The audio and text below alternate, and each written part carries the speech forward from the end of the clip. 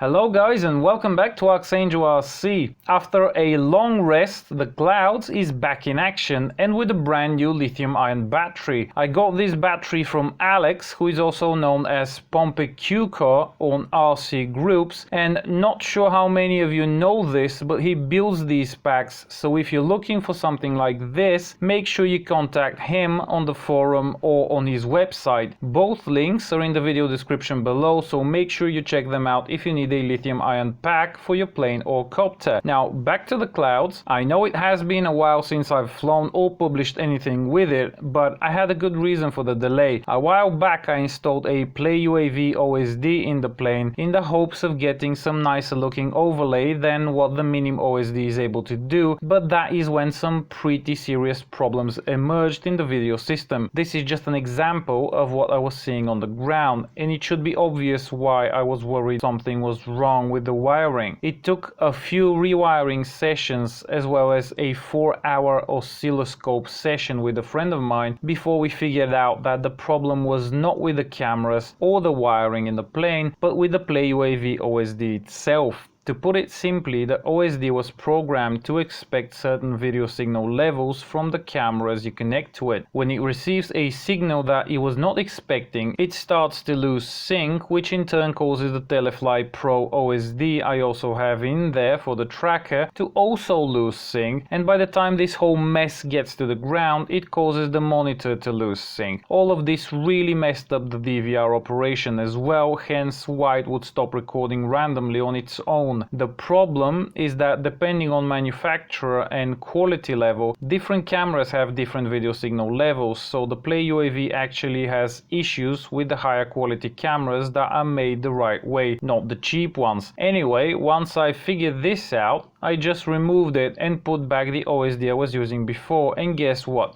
No issues at all. So much time had passed already though that I had also sorted the voltage monitoring problems of the micro APM, so at least I was able to monitor battery voltage. With everything working as it should, it was time to start the lithium-ion battery tests. This particular battery is a 6S3P1 made up of 3500 mAh cells, so this works out to around 10,500 mAh on 6S. Compared to my previous multi-star 6S 6600 mAh pack, the lithium-ion one is only 120 grams heavier but has around 4,000 mAh more capacity. That is a 60% increase compared to the multi-star, and that is pretty amazing. True, it does have a lower C rating. The 6600 mAh multi-star can continuously discharge 66 amps, although that is questionable even on the best of days, while the lithium-ion one can discharge continuously about 30 amps. But you know what? That is more than enough for the Clouds. You only need to pull that during takeoff, and from there on it is just sipping. Sadly, the first tests I did with the battery was still with the Play UAV OSD on board, so the DVR recording is not the best, and also sadly not complete, because due to the sync loss the DVR would stop recording on its own. Anyway, the data is in and it is impressive. So first takeoff with the lithium-ion pack, I didn't notice any difference in plane thrust or performance during the climb. I put the plane in auto mode to run a mission continuously above the flying field and relaxed in my chair. I was not going to run the battery completely flat because that would potentially bring the voltage down to 4S levels, and I'm pretty certain these motors will not have good thrust there should I need it for some reason, so I decided to run them down to 3 volts per cell, which is 18 volts for the whole pack. So there are a few things you need to get used to with lithium-ion packs. You would need a pack big enough to be able to handle the max amp draw of your configuration. You would need to have more powerful motors, but not for the takeoff, rather for when the battery gets low and the voltage drops more than with a lithium polymer battery. You would want to still have some good thrust in case it is needed. And also you need to get used to the idea that your battery will go down to say 18 volts for a 6S pack rather than the 21 volts I usually land at with the lithium polymer pack.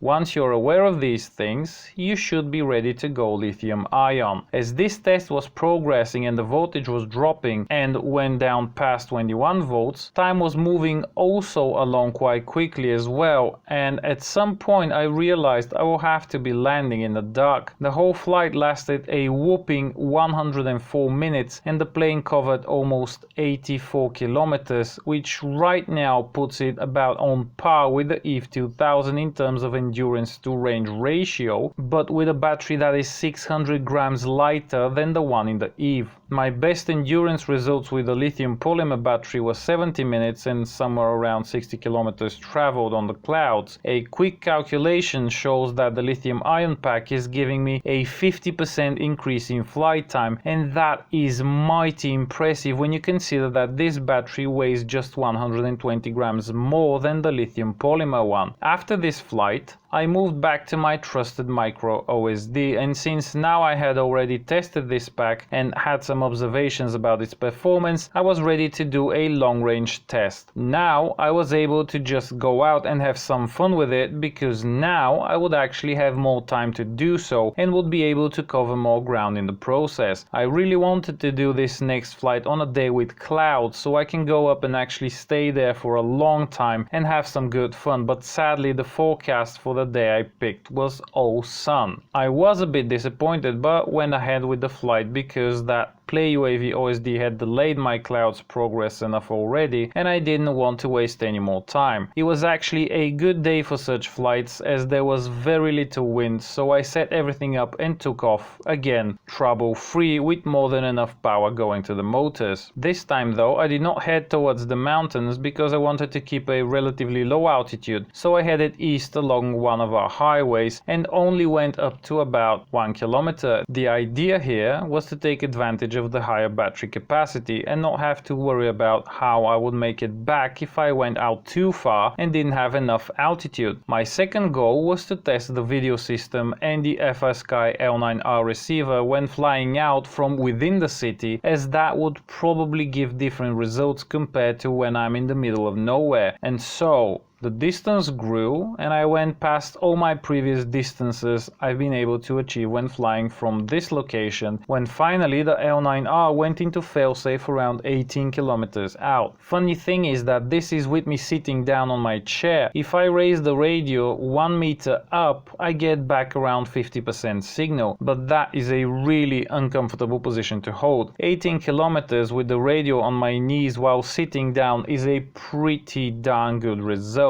considering that the whole city is spilling out radio signals on all possible frequencies, which usually should be a problem for most systems, but FrSky seem to have done a bang-up job with their protocol. We'll have to go out of the city and test this again just to see how far I would go without interference, but at least now I had the confidence that I will have enough battery to make it back. For those of you that remember my 18-kilometer flight from a while back, by the time I reached those 18 kilometers, the LiPo battery was towards the end, so on the way back I was mostly gliding down. During that flight I had gone up to 2 kilometers, but still the range of the old battery was just over 20 kilometers in a best case scenario, and now I had so much more to play with. When the plane turned around I noticed something very interesting. Some clouds were forming over Vitusha mountain and I got really excited about that. Before I would have had to go back and land, charge and go back up again, but now I just pointed the plane in that direction, pulled on the elevator and headed towards the clouds. It had been so long since I've done a flight like this. I wasn't going to let that chance get away, and all of this was made possible by the addition of the lithium-ion battery, as that allowed me to have more capacity without making the plane heavier and compromising flight efficiency. And so on the way to the mountain I climbed to about 2 kilometers, as that was around the altitude of the clouds and would also give me the best chance of hitting a piloted aircraft and thus endangering human lives. Bullshit! The only thing I'm endangering with this flight are the air molecules that the props are hitting while spinning, and the comments section under this video where the doomsayers will roam free. Moving on, It didn't take me long to reach the clouds, and it was a spectacular view from up there. Only problem is that area of the mountain brings my line of sight from the ground station to the plane really close to the apartment buildings nearby, and they are full of wireless routers that spill all sorts of crap on 2.4 and 5 GHz. So at that time my RSSI and my video really degraded, but even with that I managed to surf around the clouds and make a turn around the furthest one before heading back home. By the time I reached home, the battery was around 20 volts under load, and after landing it was showing 20.4 volts resting, which is around 3.4 volts per cell, which is higher than the 3 volt per cell discharge limit I had decided on. After charging the battery back up, the charger put in 7600 mAh, which leaves a potential capacity of 2900 mAh, which is just under 30%,